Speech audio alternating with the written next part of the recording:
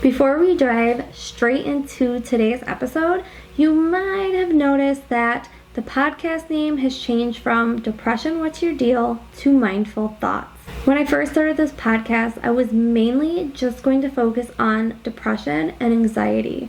So of course, that's why I came up with Depression, What's Your Deal? But the more I started researching about mental health, the more I realized how many different illnesses there really are out there and how important it is for everybody to learn about each one and learn that they are not alone in the fight against whichever one they may be suffering with. So I racked my brain for so long, and thank goodness my fiance came up with the name Mindful Thoughts. And I think just like everybody else, I researched it and made sure nobody else had the name, and nobody does. So of course, I am changing the podcast to Mindful Thought because I am definitely going into more about different mental health illnesses than just one. And I think it's important that when someone clicks on my podcast, they're aware of more of the fact that this just isn't about one mental health illness, but about many. So, Mindful Thoughts is still going to be all about mental health. I think it's very important for people to not just be mindful about what they say to others, but to be mindful about the thoughts that they have about others who are fighting a daily war they might not know or even understand.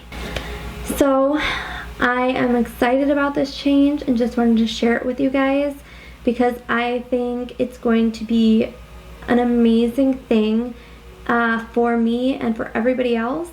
And it's just a way to be more broad about what I'm trying to do than rather sticking to just one topic. So let's go ahead and jump into today's episode.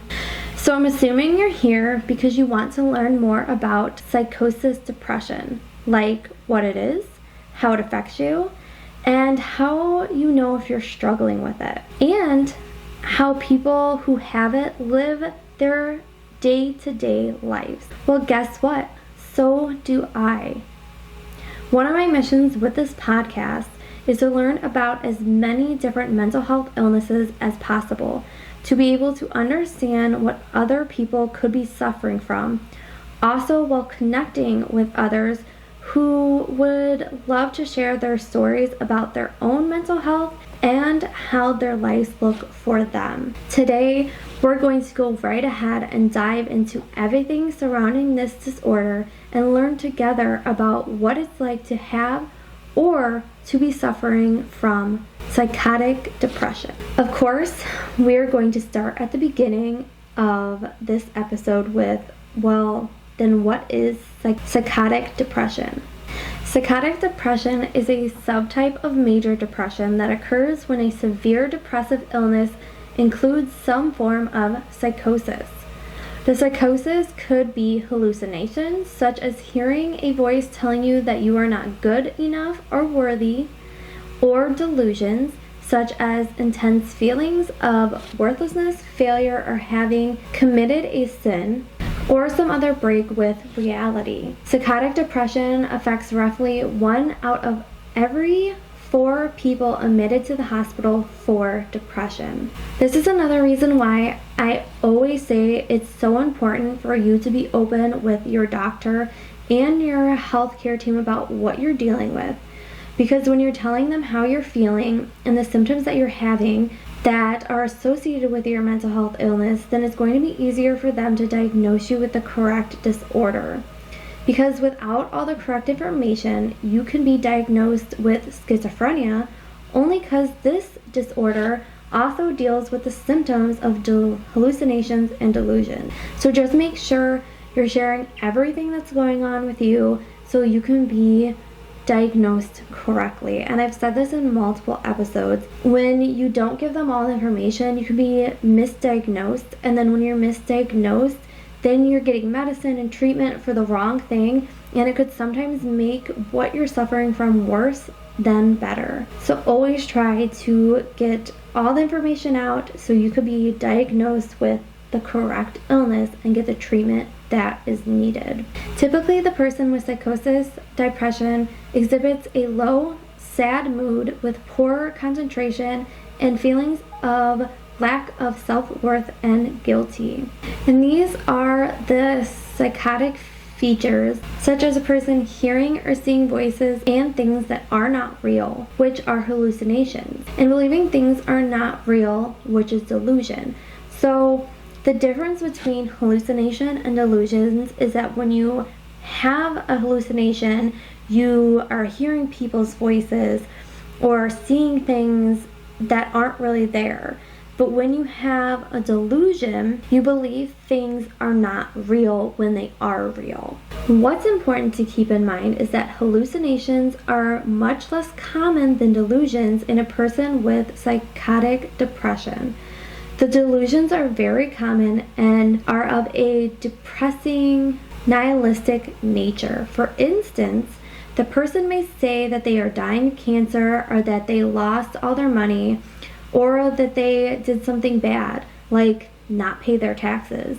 The interesting thing is that on the surface, these delusions could be true. They have an air of reality to them. One of the reasons psychotic depression is not easily diagnosable is that people with this disorder often realize that their thoughts may not be quite right, so they keep them to themselves. For example, it's like when someone believes that they are sick, but their doctor finds nothing wrong with them. So they spend the next few months visiting multiple doctors because they believe that something is wrong with them, but none of the other doctors ever find anything, and the person is completely healthy. So until the person is diagnosed, let's say, with this disorder correctly, then only then will they understand and finally start to feel better. One of the biggest risk factors for this disorder is childhood trauma. Early life trauma puts you at a risk. The loss of a parent before the age of 11, for instance, or any trauma such as sexual or physical abuse puts you at a risk as well. If a person with these risk factors get depression as an adult, they are at a higher risk for this disorder. The type of illness can be more likely for people to develop as they get older. This is because this type of depression can occur in any age group, but isn't uncommon for someone with no prior psychotic history to present with psychotic depression in their 60s, 70s, or 80s. In older people, delusions of poverty and somatic delusions, for example, believing one is suffering from a fatal illness, are more likely to be present. So one might ask, well, what's the difference between this disorder and schizophrenia? Well, if a person with pure psychosis without depression, it is more likely to be schizophrenia. And with schizophrenia, the depression is usually not predominant, and the person has hallucinations and delusions that don't go away. They also have decreased thinking, feelings, and motivation. When dealing with schizophrenia, it tends to make an appearance for the first time when someone is in their late teens or early 20s, while individuals can have psychotic depression at any age. Schizophrenia is more long-lasting and is not episodic. Also, the delusions tend to be more bizarre, although we don't make the diagnosis based on the type of delusion. So if you also want to learn more about schizophrenia, I will post a link to that episode that I did, digging deep into what it was and everything that goes along with that, if you're interested in learning more about that mental health disorder too. Now, there are two modalities of treatment for this disorder. The combination of antidepressants with an antipsychotic is one, and electroconvulsive therapy, which is known as ECT, is the other one. That is a decision to make with the family, and it depends on the situation.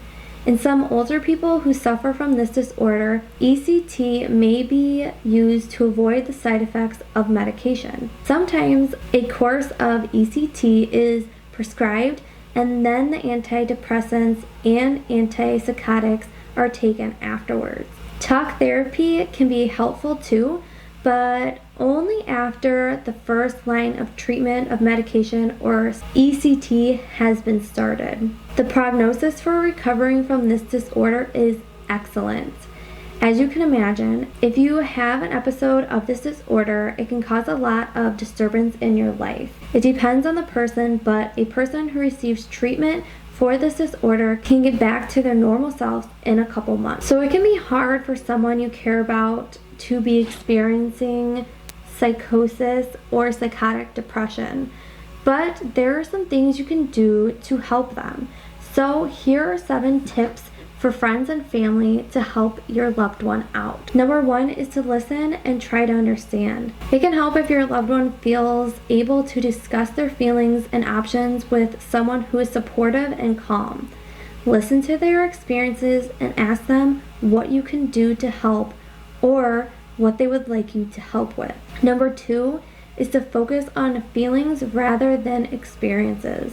It's hard to know how to respond when someone sees, hears, or believes something is there that you just don't see or understand. Instead of confirming or denying their experience, it can be helpful to say something like, "I understand that you are seeing things that way, but it's not like that for me." It's usually more helpful to focus on how the person is feeling about what they're experiencing, even when you don't understand it. Number 3 is offering practical help. Ask them if they would like practical help. For example, they may like your help to access a particular service or ask you to act as an advocate for them. Number 4 is to respect their wishes. Even if you feel that you know best, it's important to respect their wishes and don't try and take over or make decisions for them. People tend to do less with their families and friends if they are very critical or overprotective.